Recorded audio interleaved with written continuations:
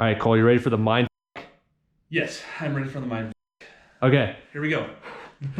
So this is center right here, 17 inches here, but 14 and 1/8 here, which we had to figure out. So then you go 17 from here to here. Then 14 and 1/8 beyond that. So then when that mark is here, that mark is there. You guys confused yet? Because we are.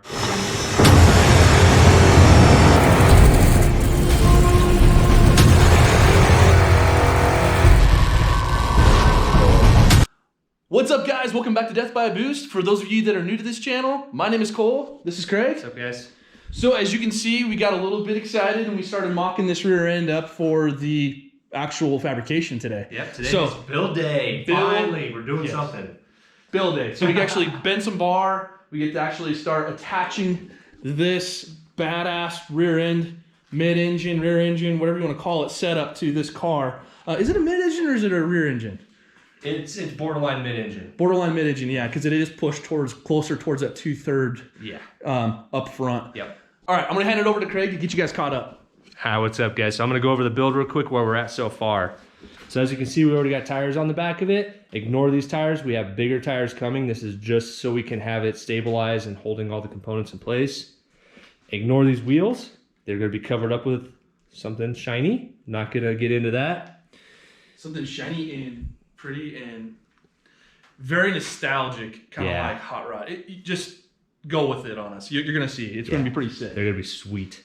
So we're gonna be tying this subframe to the main frame. So hopefully by then today, we will have these two married in a way that we don't have to have them really resting on stuff, or at least it's solid. Yeah. Yep. So as you can see, we already kind of started doing some like shimmying around and whatnot with 2x4s and stacking them up and everything. It does look a little sketchy, but I promise you it's very solid. This is not how it's gonna stay. We just had to have a lot of freedom, and because if you think about this, all of this is kind of like floating in space right now. Yeah. So we have to kind of create what's our neutral point. Our neutral point is the rear setup. So we have to base everything off of the rear. So we have the rear being leveled out. We have to level the rear subframe to the actual transit motor, get all the geometry right, and then work from back to front. Basically, yeah. Basically, right? Yeah, we gotta true everything up. So we're gonna start getting fabricated. So let's get to it.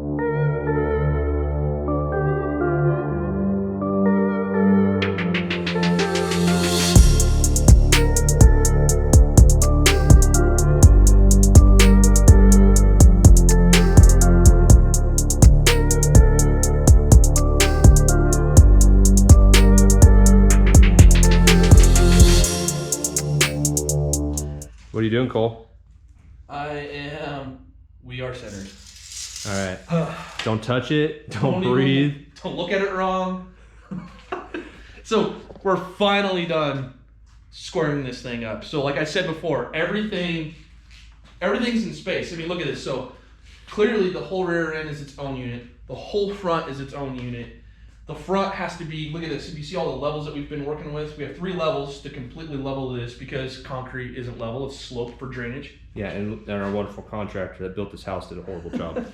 So we had to level it in space essentially with all these blocks. Then we had to level the rear end. So it was a lot to do. Like it was a chore. Yeah. 2 hours. Yeah, and that 30-second time lapse ain't gonna do justice for it. But at least you got to see it. It's about 2 hours worth. But yep. You take your time here, you spend your time. This is where the time counts. What we just did, and then now connecting everything to the rear. So we get to fabricate.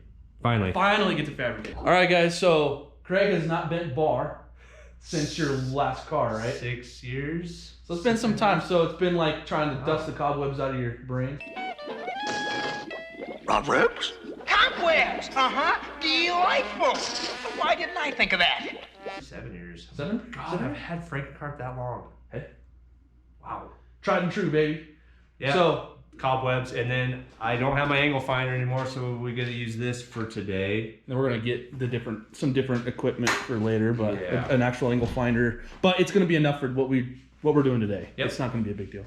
But so, like you said, fabrication time. Here we go. Yeah.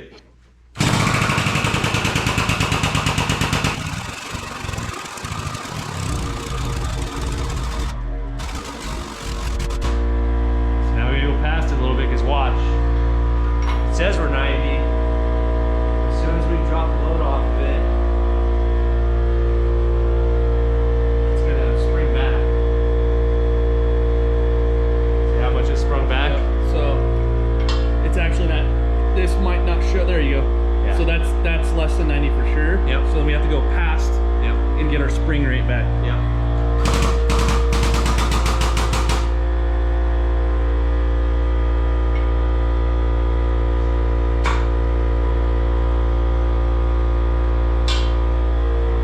That looks 90. We're gonna have to get a square out to check.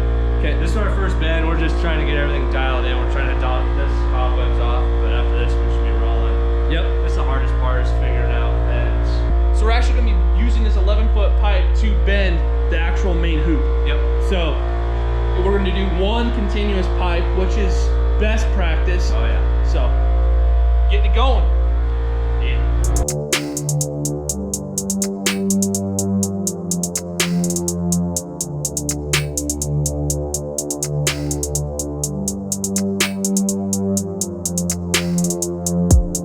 So this is the first time I've ever bent over 90 with a 90-degree die. We had to get really creative Two over 90s on the same bar. on the same bar.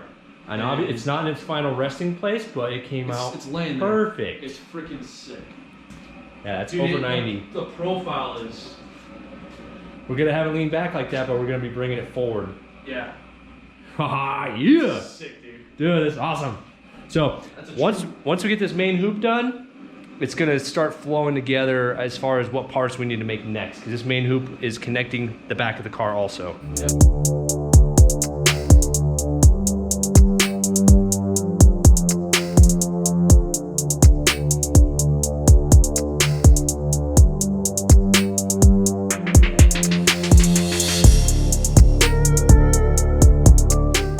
All right, what's up guys? Day 2 of this video and the build of video 4. Video 4, day 2. Yep, there we go. So it took us a long time to make this hoop, but patience pays off on making something perfect. But we also needed some extra parts here. We have radiators and fans and headers and motor mounts. So today we are gonna tie the frames together. What did you say, radiators? Radiators. Plural? Plural. Yeah, yeah. So to basically make this look symmetrical and to allow more room back here, we are going to split the radiator up into 2, and that way we can actually improve cooling, because you don't want just some large radiator sitting on top, some large radiator sitting somewhere. We want to make this look as good as we can. So we're going to pay a little bit of homage to the sports cars, I guess, of the world. The current sports cars. Lambos, they split them up. Bugatti, they split them up. And they usually put them on the sides, Yep. put them up on the top scoops. That's what the side scoops are for. It's the dry area in, right? So we're going to be doing a little bit of that and taking a little bit of that design for this. I mean, it's the only thing that really makes sense. Yep. I mean, it is rat rodish, but it's going to be like, it's like custom prototype rat rod, hot rod, you know, Yeah. so. And then, so Frankencart used to have 2 radiators, and these are actually Honda radiators. The same thing I use in my car. However, these are 3-row radiators when I had 2-row, which I had back here. If you haven't seen Frankencart, I had them back here. They didn't hold up to my LS because they weren't getting the airflow. They worked good on the 4-cylinder, so I ended up going with that. But also look at this too. So look down the side profile of this car. There is no flow. No flow at all. You can actually put a scoop on there. Right. So it's gonna work perfect on here. There's gonna be tons of Because flow. This, if you look at this, the inset is substantial. It's a full tire off inset, and you're going to be able to have basically 12 inches plus. Yep. To be able to put that scoop out there. We're not going to go that drastic, but we have the room to do it if we want to, or if we need to. So we just want this to be really efficient, really dependable. We want everything to be really thought out, and we're taking our time with this, and we want the build to be absolutely perfect. So when we hand it off, it's a done deal. Yep. So Yeah, it's gonna be reliable. yes, sir. Let's build some shit. Build some shit. Build some shit. Build some shit.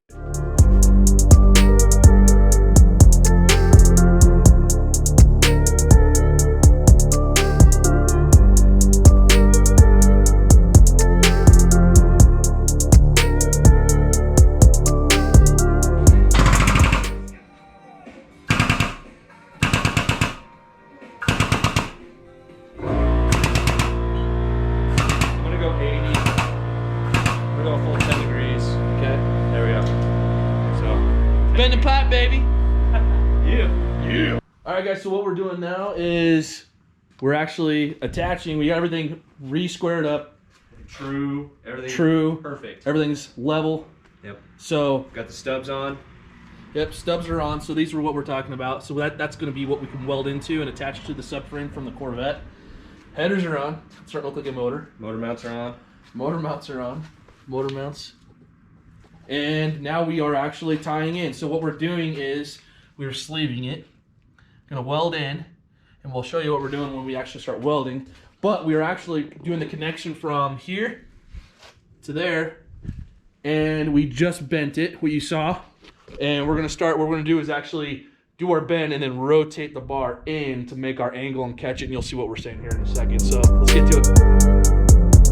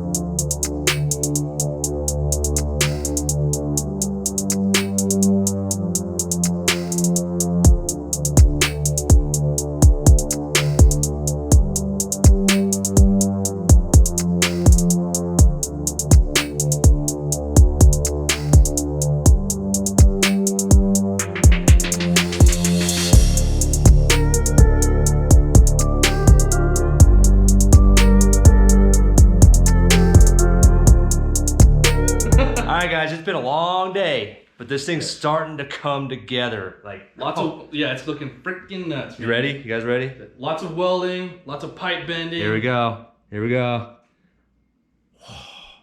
It is coming together now. We finally have the rear end tied to the frame. We still got some more structure to add, but it is mean. And then another thing we forgot to mention earlier was the tires. So Yes. you probably saw them and you're like, what are those? So these are Mickey Thompson Sportsmans. Yep. So they got that classic tread. It's about as classic as we can get with tire sizing on this car. And So wheel sizing to be appropriate to get around Yeah. all the modern style. yeah, size. 18-inch wheels. You know, it's Corvette. You can't really fit much No. smaller without doing a conversion kit. So that's why we went the way we went. We went and got some VMS racing wheels. Yep, from the VMS front, for the front. same as Craig's on his car. But however, these are going to be covered up with moon discs. So that the wheel is not the important part. What's the important part is the diameter he wanted up front, because he wanted skinnies. He wanted, and we needed to get an 18 just to be able to kind of clear all of the discs. They're offset right now, that is not sitting centered. So it is going to pretty much get close to filling up the inside. Definitely couldn't fit 15s on it. Yeah. So and that's where you kind of have this ballpark, right? So Yeah, it's there's a steel wheels, 15-inch wheel, big meaty tire wall, which is nice and pretty, but when you have all of this extra components that you have for the modern style brake components, you can't fit them inside those Yeah, wheels. front would have been no problem. It's just that rear end that's killing us. But we made it work. And once those moon discs on, No, it's gonna just cherry it out. yeah, like- you'll see exactly the picture there. Right now it looks but when those moon discs are on, it's gonna. I think it's a little more than Well, it's way more than But I know what you mean. these stock wheels are throwing me off. They are kind of throwing me off. This because these look freaking like when you had yours and you rolled yours up and you put them next to your car, you're like, oh my god, I wish I had street tires on these because Yeah. I'm running around with these all the time. Exactly. So that's kind of what you're looking at. And then the other thing we got the headers on. So now the engine's starting to look more complete. And we got the motor mounts on. I think we talked about that earlier. But now we're all tied in. We're getting it off there, guys. But if you haven't already, check out the other 3 videos of this car. And please like and subscribe. And check us out next time. See you guys later.